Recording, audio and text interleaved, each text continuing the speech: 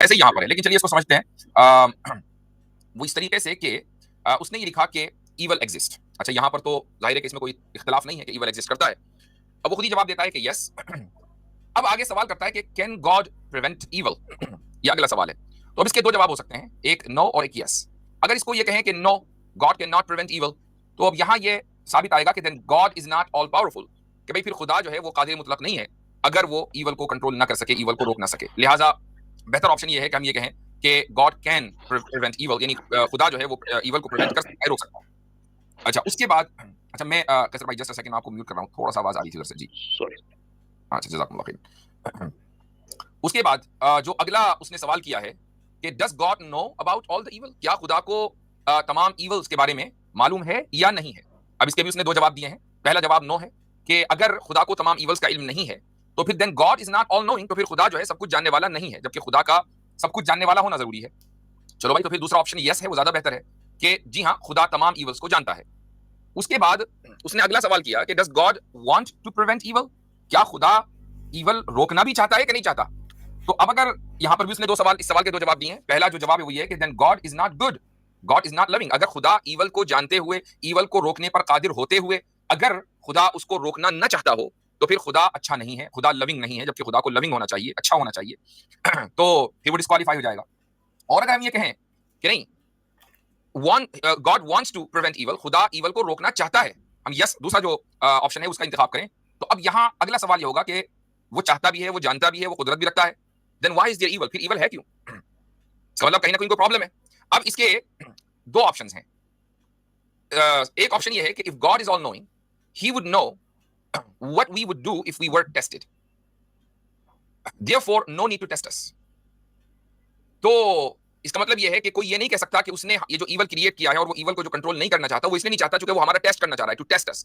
क्योंकि अगर खुदा ऑल नोइंग है, वो सब कुछ जानता है, तो फिर वो ये भी जानता होगा कि हमारा रिजल्ट टेस्ट में क्या आने वाला है, तो फिर हमारे टेस्ट करने की जरूरत क्या है? अब देखें, ये बिल्कुल कॉमन से सवाल है जो हर एक के जहन में बाज मरतबा आ जाते हैं।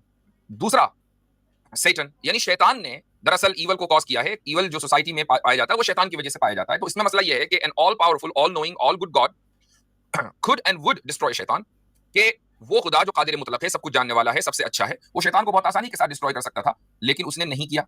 तो क्या मसला है यहाँ पर? कोई ना कोई मसला है। अब उसके बाद नीचे चलते हैं। ये दोनों ऑप्शंस इसके मुताबिक डिस्क्वालीफाई हो गए, यानी ना तो उसने हमारे टेस्ट के लिए ईवल को अलाउ किया है और ना ही शैतान की वजह से है ईवल, क्योंकि अगर शैतान की वजह से होगा और खुदा मौजूद है तो शैतान नहीं होना चाहिए था। तो अब आगे चलते हैं। वो ये कहता है कि then why is there evil? कि भाई फिर ईवल है क्यों? उसने उसके दो ऑप्शन दिए हैं। It is necessary for the universe to exist, universe के वजूद के लिए ईवल का होना जरूरी था, या इसके अलावा कोई और रीजन होगा? फिर आगे वो सवाल करता है कि could God have created a universe without this? यानी जो भी रीजन था, मसलन यूनिवर्स के वजूद के लिए ईवल का होना जरूरी था, तो क्या खुदा एक ऐसे यूनिवर्स की तखलीक नहीं कर सकता था कि जहां पर ईवल ना हो? अब यहां उसने फिर दो ऑप्शन दिए हैं। नो, यानी वो ऐसे यूनिवर्स की तखलीक नहीं कर सकता था। तो मसला ये हो जाएगा कि then God is not all powerful, फिर खुदा जो है वो ऑल पावरफुल नहीं रहा जब वो ऐसे यूनिवर्स की तखलीक नहीं कर सकता था।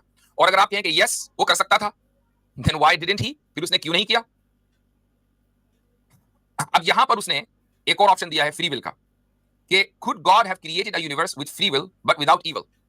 मसलन कोई ये कह सकता था कि भाई उसने इसलिए नहीं किया ताकि हमें हमें फ्री विल हासिल हो। तो अब इस पर सवाल ये किया कि क्या खुदा एक ऐसे यूनिवर्स क्रिएट नहीं कर सकता था जहां हमारे पास फ्री विल भी हो लेकिन ईवल ना हो?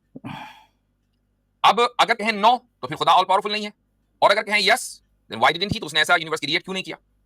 अब ये जो सवाल है, ये जो पैराडॉक्स है, लोग हमारे पास लेकर आते हैं कि इसको हल करके दिखाओ। ठीक है, इसको हल करके दिखाओ। एक आया था कुछ दिन पहले, मुझे याद है, गालिबन ये चंद महीने पहले की बात है, बहुत पुरानी बात नहीं है। वो आया था कि, और उसने इसका नाम लिए बगैर इस पैराडॉक्स का यही कुछ एतराजात किए थे, तो उसको हमने उस वक्त भी जवाब दिया था। शायद वो उसका नाम जीरो था, क्या था तो अब याद नहीं है।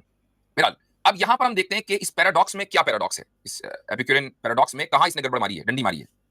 देखिए, क्रिश्चियनिटी क्या कहती है, जुडिज्म में क्या बिलीफ है, हम इससे कोई लेना देना नहीं है। हम ये जानते हैं कि इस्लाम का क्या मौकिफ है। हमारा मौकिफ यह है कि ईवल एग्जिस्ट, यहां तक बात बिल्कुल सही है। Can God prevent evil? हम इसका ये ऑप्शन मुंतखब करेंगे कि yes, God can prevent evil, कि खुदा ईवल को कंट्रोल कर सकता है, रोक सकता है। उसके बाद does God know about all the evil? क्या खुदा को तमाम ईवल के बारे में इल्म है?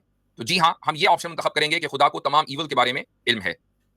अब यहां पर जो उसने सवाल किया कि does God want to prevent evil, and if yes then why is there evil? क्या खुदा ईवल को प्रिवेंट करना चाहता है, और अगर चाहता है तो फिर ईवल क्यों है?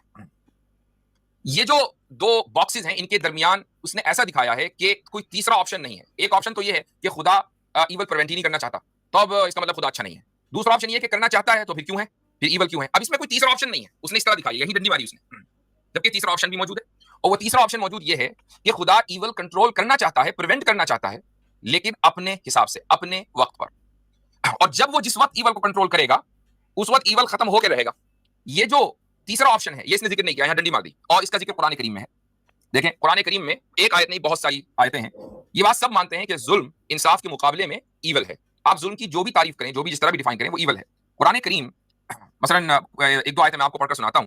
अल्लाह ताला फरमाता है सूरह फातिर में कि वलौ युआखिदुल्लाहु अन्नास बिमा कसबू मा तरक अला ज़हरिहा मिन दाब्बा वलाकिन युअखिरुहुम इला अजलिन मुसम्मा, कि अगर अल्लाह ताला लोगों के अमाल पर उनको फौरी तौर पर पकड़ना चाहे तो मा तरक अला ज़हरिहा मिन दाब्बा, तो रूए जमीन के ऊपर कोई चौपाया जिंदा नहीं बचेगा, लेकिन वलाकिन युअखिरुहुम, लेकिन वो मोहलत दे रहा है उनको एक खास वक्त तक। इसका मतलब ये है कि वो ईवल कंट्रोल कर सकता है, प्रिवेंट कर सकता है, लेकिन एक खास वक्त तक की वो मोहलत दे रहा है। अच्छा आगे अल्लाह ताला फरमाता है सूरह हज में वकअय्यिम मिन क़रयतिन अमलयतु लहा वहिय ज़ालिमतुन सुम्मा अख़ज़्तुहा व इलैयल मसीर, कि कितनी ऐसी बस्तियां हैं कि जिनको मैंने मोहलत दी जबकि वो जुल्म कर रही थी, वहिय ज़ालिमतुन, फिर मैंने उनको पकड़ा, सुम्मा अख़ज़्तुहा, और मेरी ही तरफ लौट कर आना है। तो जुल्म जालिम को जुल्म करने की मोहलत दी गई, और ऐसा नहीं कि उसको कभी पकड़ा नहीं गया, पकड़ा भी गया। दुनिया के अंदर ऐसी बहुत सी बस्तियां हैं कि जिनको कुरान करीम के मुताबिक उन पर अजाब आया और वो बस्तियां तबाह बर्बाद हो गई। इसी तरह अल्लाह ताला फरमाता है वरब्बुकल गफूरु ज़ुर रहमा, तुम्हारा रब गफूर है, मगफिरत करने वाला है, रहम करने वाला है। लौ युआखिदुहुम बिमा कसबू, अगर खुदा उनके अमाल पर उनको फौरन पकड़ने बैठ जाए, लाअज्जल लहुमुल अज़ाब, तो अजाब फौरी तौर पर आ जाए। एक हदीस भी मैं आपके सामने पढ़कर सुना दूं। रसूल अकरम सल्लल्लाहु अलैहि वसल्लम का इरशाद है कि इन्नल्लाह लयुमलि लिज़्ज़ालिम हत्ता इज़ा अख़ज़हु लम युफ़्लितहु, कि अल्लाह ताला जालिम को मोहलत देता है यहां तक कि वो वक्त आ जाता है जब उस जालिम को पकड़ता है तो फिर उसके लिए कोई मोहलत नहीं होती। तो इसका मतलब यह है कि जालिम के लिए एक वक्त मुकर्रर है, जुल्म को रोकने का एक वक्त मुकर्रर है। अब अगर आप खुदा पर यह कंडीशन लगा दें कि जुल्म हो रहा है तो आपने रोका। देखिए, इन मौलवी हजरात की जो बात आपने सुनी, ठीक है, प्रॉब्लम ऑफ ईविल को एक्सप्लेन करते हुए, और इन्होंने कहा कि जो फिलोसफर्स हैं जो इस चीज़ को लेकर आते हैं, जो नास्तिक लेकर के आते हैं, ये एपिक्यूरियन जो what ever you call it, hypothesis कहो या थ्योरी कहो या पैराडॉक्स कहो, ये एपिक्यूरियस नाम के जो फिलोसफर है उन्होंने दिया था, ठीक है।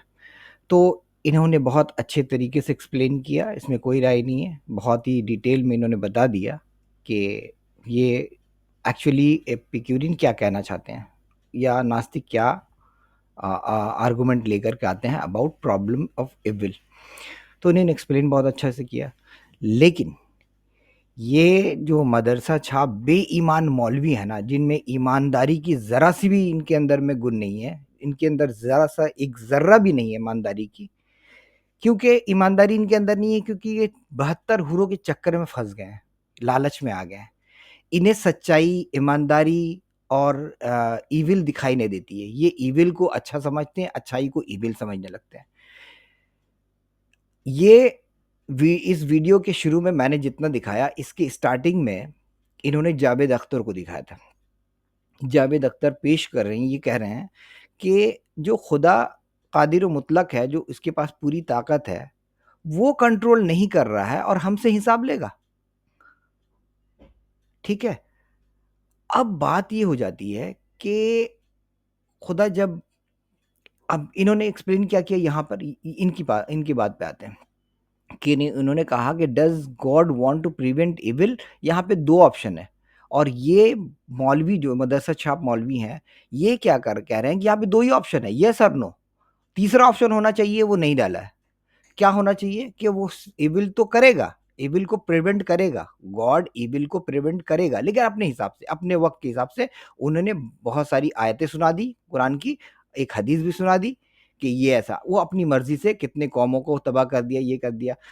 देखिए, बात यहाँ हो रही है कि एक बंदा, एक बच्चा भूख से तड़प के मरता है इसी दुनिया में।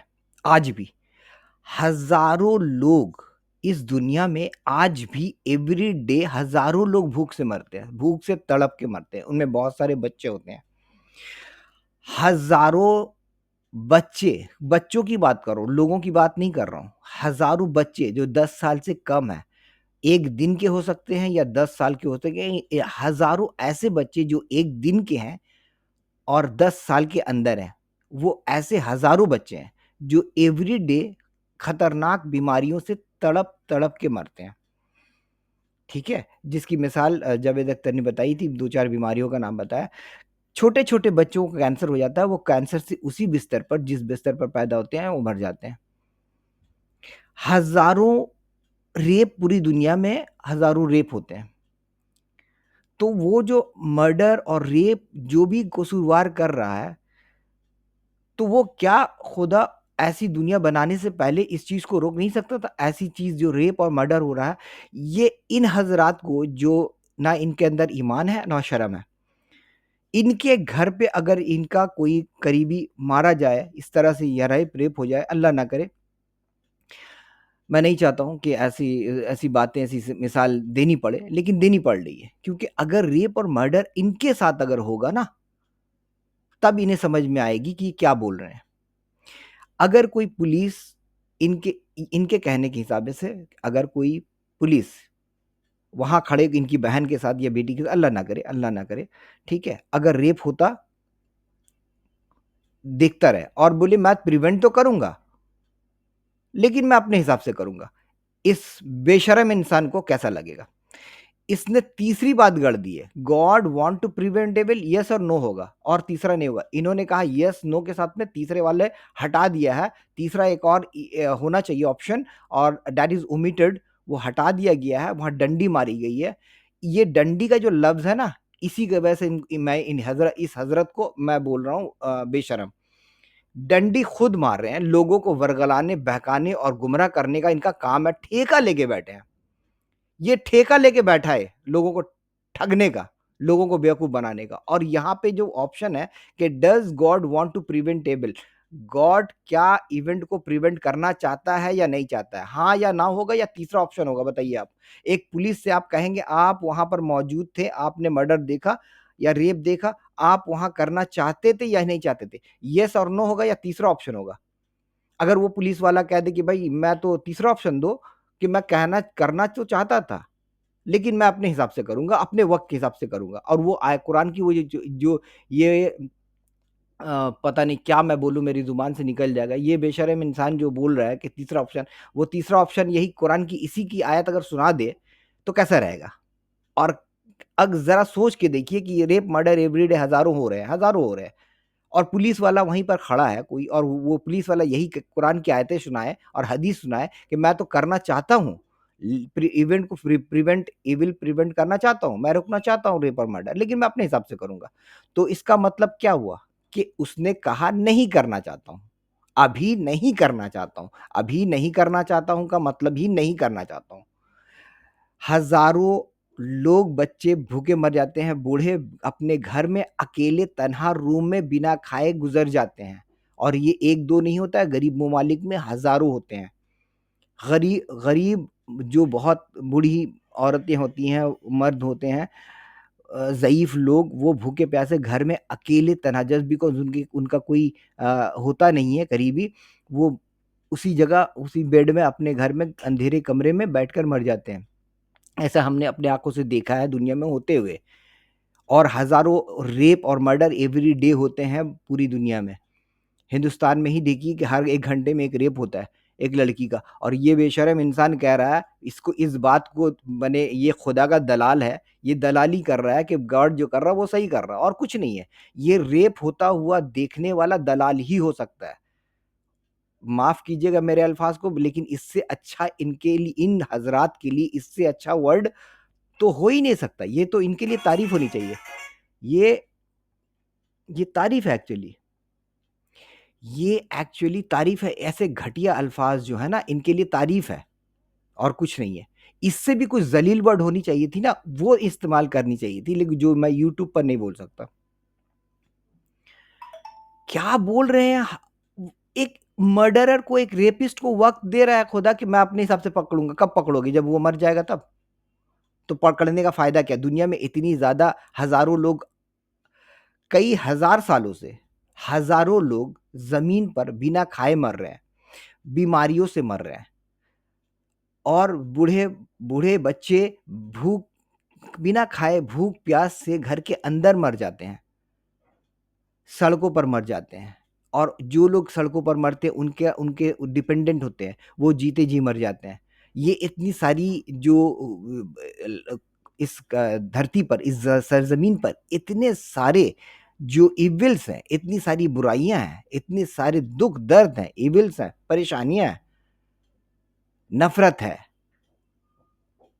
लोग लोग मारे जाते हैं नफरत की बिना पर, लिंचिंग हो जा रहे हैं, ये हो रहा है, वो हो रहा है, कितने लोग हजारों मारे गए। और ये कह रहे हैं कि अपने हिसाब से मैं प्रिवेंट करूंगा, तो अपने हिसाब से तुम प्रिवेंट करोगे और अभी नहीं करोगे, अपने वक्त के हिसाब से करोगे, इसका मतलब तुम अभी नहीं चाह रहे हो। और जब कयामत होगी तब तुम पकड़ोगे, तो क्या पकड़ना हुआ, इसका मतलब तो यही हुआ ना कि तुम नहीं चाहते हो, तुम एक इविल गॉड हो, तुम एक खतरनाक इंसान हो, तुम शैतान खुद हो और शैतान को ब्लेम करते हो, यही हुआ ना मतलब। गॉड अगर आज इस इविल को, इस दुनिया में बुराई को नहीं रोकना चाह रहा, रेप, मर्डर, भूखमरी और परेशानी, बीमारी और तकलीफ, किसी की शादी नहीं हो रही है, किसी के रिश्तेदार गुजर जा रहे हैं, किसी के लव्ड वन गुजर जाते हैं, किसी का जॉब का परेशानी, किसी को पैसे की तंगी है, किसी को कुछ परेशानी, किसी को कोई अपनी बीमारी से परेशान हो रहा है, इतनी सारी तकलीफ है दुनिया में। और कहते हैं कि मैं अपने हिसाब से ठीक करूंगा। और कैसा ठीक करेगा? हमने मिसाल इस गधे ने दिया कि हम तो पूरे कौम को ख़त्म कर देते हैं। अल्लाह ताला फरमाता है हम पूरा कौम को, अरे भाई इंडिविजुअल गुनाह कर रहा है, पूरी कौम को अगर ख़त्म कर दोगे बाद में, चलो पिछले 100 सालों से हिंद का एग्जाम्पल दे, बहुत सारे मर्डर हुए, बहुत सारे रेप हुए, तुमने गॉड ने रोका नहीं, चलो 100 साल के बाद पूरी दुनिया को तुम ख़त्म कर दोगे, या पूरा हिंदुस्तान को तुम अगर ये कर दोगे, तबाह कर दोगे, ठीक है, खुदा ने अपना अजाब नाजिल किया पूरा समुंदर में, अर्थक्वेक में पूरा तो क्या फ़ायदा हुआ? तुमने जो पहले गुनाह करके गुजर गया उन्हें तो सज़ा नहीं मिली ना, और तुम सज़ा किसे दे रहे हो? आज की जो जब तुमने तबाही मचाई इस दुनिया पर, जब तुमने अज़ाब डाला, उस वक़्त तुमने सारे लोगों को अज़ाब दे दिया, और सारों को दिया, उसमें तो बहुत सारे नेक बंदे भी होंगे, जो खुदा का नाम लेने लेने वाले भी होंगे, और बहुत सारे ऐसे होंगे जिन्हें नफ़रत है मर्डर से और रेप से। तो आपने तो उन्हें भी सज़ा दे दी। ये कौन-सा तुक हुआ, ये कौन-सी ये लॉजिक है भाई, कि पूरी कौम को हम तबाह कर देते हैं। पूरी कौम को तबाह करने की क्या ज़रूरत है? इंडिविजुअली को बचा लो ना, इंडिविजुअल को तबाह कर दो, जो रेपिस्ट है, मर्डरर है, या जो बीमारी है, बीमारी को ख़त्म कर दो, दुःख को ख़त्म कर दो, बच्चे बूढ़े को, जो छोटे-छोटे बच्चों को जो खतरनाक बीमारियाँ होती हैं, हज़ारों बीमारियाँ तुमने दुनिया में पैदा की हैं बच्चों के लिए, जो छोटे माँ की गोद में मर जाते हैं, बच्चा पैदा होने के बाद उनकी गोद में मर जाते हैं बच्चे। और खतरनाक बीमारियों के साथ। कोई बच्चा पैदा होता है जिसके जिसका दिल में सुराख है, कोई बच्चा पैदा होता है जिसके पास क्या बोलते हैं, जिस्म से जो चीज़ें निकलनी चाहिए, वो जगह ही नहीं होता है। ऐसे एबनॉर्मलिटीज़ के साथ में बच्चा पैदा होता है, और हज़ारों होते हैं, एवरीडे होते हैं, और खतरनाक बीमारियों के साथ होते हैं, गुज़र जाते हैं। और ये कैसा बेईमान इंसान है जिसके पास ईमान की तो मतलब ज़र्रा भी नहीं है, और ये बेईमान इंसान कहता है कि यहाँ डंडी मारी गई है, यहाँ डंडी मार दिया है, फिलोसोफर ने डंडी मारा है। फिलोसोफर को क्या फ़ायदा है जो डंडी मारेगा भाई? तुम्हें तो अपनी गद्दी बचानी है, तुम्हें तो अपनी हराम की कमाई कमानी है, इसलिए तुम डंडी मार रहे हो, और यस और नो का ऑप्शन छोड़ कर के तीसरा ऑप्शन क्रिएट कर रहे हो, और बोल रहे हो कि डंडी मारी है। शर्म नहीं आती? डंडी मारी है। अरे आप पुलिस वाले से क्या कहोगे? पुलिस वाला सामने खड़ा है और रेप हो रहा है, अब वो खड़ा है, तो तुम क्या करो, तुम क्या रोकना चाहते हो या नहीं चाहते हो? येस और नो आंसर होगा, या आंसर होगा येस नो और थर्ड ऑप्शन हाँ, रोकूँगा मेरी अपनी मर्ज़ी से। तो अपनी मर्ज़ी से अगर पुलिस वाला कहता है, इसका मतलब वो अभी कह रहा है कि मैं रोकूँगा नहीं। प्रॉब्लम तो अभी है ना, रेप तो अभी हो रही है ना। रेप या मर्डर अभी हो रहा है, तो वो अपने वक़्त से कैसे कर सकता है? आज बच्चा मर रहा है, 5 साल का एक बच्चा है जिसे कैंसर की तकलीफ़ है, और वो आज इस बीमारी से मरने वाला और गुज़र जाता है। और ये खुदा कहता है कि मैं तो रोकूँगा लेकिन अपनी मर्ज़ी से। वो बच्चा गुज़र गया, तुम अपनी मर्ज़ी से क्या रोकोगे? बात क्या हो रही है? और ये जो उसका लॉजिक जो आंसर दे रहा है, वो क्या दे रहा है? पूरे कौम को तबाह करने की, पूरे मुल्क को तबाह करने की बात करें। खुदा तो पूरा तबाह कर देता, पूरा मुल्क ऐसे करके बदला लेता। ये कोई बदला लेने का तरीका कर रहा है इंडिविजुअल, और खुदा तबाह करता है पूरे इलाके को, पूरे ममालिक को। हम पूरा, वो बता भी रहा है बेशर्मी के साथ कुरान की आयत पढ़ के, हम तो पूरे कौम को तबाह कर दिए, हम तो पूरे इलाके को ख़त्म कर देते हैं। ऐसे करके वो अपने वक्त से हम प्रिवेंट करते हैं ईविल, लेकिन अपने तरीके से, अपने वक्त के हिसाब से। वो वक्त भी गलत है कि अभी बुराई हो रही थी अभी रोकना चाहिए, और वो तरीका भी गलत है। तरीका गलत है इसलिए कि कर रहा कोई और तुम सजा किसी और को दे रहे हो। मर्डर करने वाला 100 साल पहले मर्डर किया, रेप किया, और वो गुजर गया। वो अपना बुढ़ापा जेल में कटा उटा के, या पकड़ाया नहीं पकड़ाया, वो अपना मर गया। अब तुम 200 साल के बाद में अजाब नाजिल करोगे इस मुल्क पर, इस इलाके पर, इस सरजमीन पर। तो ये तो, इसमें तो अच्छे लोग, वो तो जो जिसने रेप या मर्डर किया वो तो अपनी अपनी अच्छी खासी जिंदगी गुजार कर मर गया। लेकिन अब जो तुम गजब ढा रहे हो, वो तो अच्छे लोगों, जो बुरे हैं उनको भी, और जो बुरे नहीं है, जो अच्छे हैं उन पे भी। तो ये क्या बात हुई भाई? जब रोकना था तुमने नहीं रोका, अब नाजिल कर रहे हो अच्छे लोगों पर और बुरे लोग दोनों एक साथ। ये क्या तरीका हुआ भाई? ये तो इनकी लॉजिक है। इसीलिए कहते हैं ना कि ये मदरसा छाप ही रहेंगे, और बेईमान बेईमानी मरेंगे, क्योंकि इन्हें लत लगी है 70-72 हूरों की।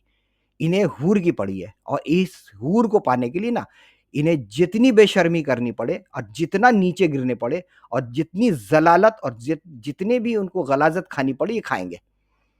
ठीक है, तब तक के लिए मुझे इजाजत दीजिए। मिलते हैं नेक्स्ट वीडियो में।